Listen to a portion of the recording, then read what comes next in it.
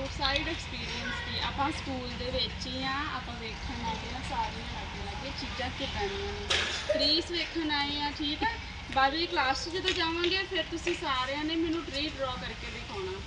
ਠੀਕ ਹੈ ਚਲੋ ਆਪਾਂ ਦੇਖੀਏ ਕਿੰਨਾ ਕੁਛ ਆ ਦੇਖੋ ਕੀ ਬਣਿਆ ਹੋਇਆ ਵਾ ਇੱਥੇ ਲਿਖਿਆ ਘੜੀ ਘੜੀ ਮਤਲਬ ਵਾਚ ਇਹ ਧੁੱਪ ਦੇ ਨਾਲ ਚੱਲਦੀ ਆ ਜਦੋਂ ਟਾਈਮ ਹੁੰਦਾ ਨਾ ਉਦੋਂ ਇਹ ਧੁੱਪ ਦੇ ਨਾਲ ਚੱਲਦੀ ਆ ਜਿਵੇਂ ਹੁਣ 11 ਵਜੇ ਹੋਏ ਨੇ ਫਿਰ ਇਹ ਇੱਥੇ ਆ ਜਾਂਦੀ ਆ ਛੋਟੀ ਵਾਲੀ ਸੂਈ ਇੱਥੇ ਆ ਜਾਂਦੀ ਆ ਵੱਡੀ ਵਾਲੀ ਸੂਈ ਫਿਰ ਇਹਦੇ ਉੱਪਰ ਆ ਜਾਂਦੀ ਆ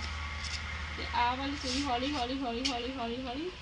ਸੈਕਿੰਡ ਤੇ ਚੱਲਦੀ ਆ ਆਹ ਵਾਲੀ ਸੂਈ ਜਿਹੜੀ ਆ ਇਹ ਦੋਨੋਂ ਇਕੱਠੀਆਂ ਆ ਜਾਂਦੀਆਂ ਜਦੋਂ ਟਾਈਮ 11 ਵਜੇ ਹੋਣ ਠੀਕ ਹੈ ਇਹ ਹੌਲੀ ਹੌਲੀ ਹੌਲੀ ਹੌਲੀ ਘੁੰਮਦੀ ਹੈ ਹੌਲੀ ਹੌਲੀ ਕੀ ਦੇਖਿਆ ਆਪਾਂ ਘੜੀ ਘੜੀ ਇੰਗਲਿਸ਼ ਕੀ ਕਹਿੰਦੇ ਇਹਨੂੰ watch watch W for watch ਕੀ ਕਹਿੰਦੇ ਆ ਬੋਲੋ ਵਾਚ ਔਰ ਵਾਚ ਵਾਚ ਹਾਂ ਹੁਣ ਦੇਖੋ ਇੱਧਰ ਸਾਰੇ ਕਾਊਂਟਿੰਗ ਲਿਖੀ ਹੋਈ ਆ 2 4 6 ਦੀ ਫਿਰ ਆ ਕਿਹੜਾ ਪਲਾਂਟ ਹੈ ਨੰਦੀ ਪੱਤਾ ਇਹ ਪੱਤਾ ਵਾ ਪਲਾਂਟ ਜਿਹੜਾ ਵਾ ਹਿਬਿਸਕਸ ਟਰੀ ਹੈ ਹਿਬਿਸਕਸ ਟਰੀ ਇਹਨੂੰ ਪਿੰਕ ਕਲਰ ਦੇ ਫਲਾਵਰ ਲੱਗਦੇ ਆ ਹੈਨਾ ਦੇਖਿਆ ਤੁਸੀਂ ਇਹਦੇ ਫਲਾਵਰ ਦੇਖੋ ਮੋٹے ਮੋٹے ਚੌੜੇ ਚੌੜੇ ਆ ਹੈਨਾ ਕਿੰਨੇ ਸੋਹਣੇ ਆ ਆਹ ਵਾਲੇ ਟਰੀ ਦੇ ਫਲਾਵਰ ਦੇਖੋ ਲੀਫ ਦੇਖੋ ਕਿੰਨੇ ਲੰਬੇ ਲੰਬੇ ਨੇ ਹੈਨਾ ਹੱਥ ਨਾਲ ਲਾਓ ਬੇਟਾ ਕੁਛ ਲੜ ਨਾ ਜਾਵੇ ਇੱਧਰ ਹੱਥ ਨਾਲ ਲਾਓ ਇਹ ਕਿੰਨੇ ਲੰਬੇ ਲੰਬੇ ਟਰੀ ਦੇ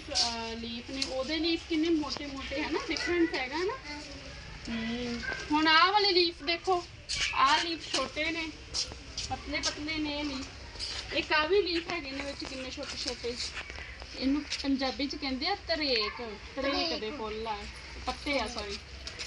ਪੱਤੇ ਕਲਰ ਦੇ ਕੀ ਨੇ ਫਲਾਵਰ ਫਲਾਵਰ ਚਲੋ ਜੀ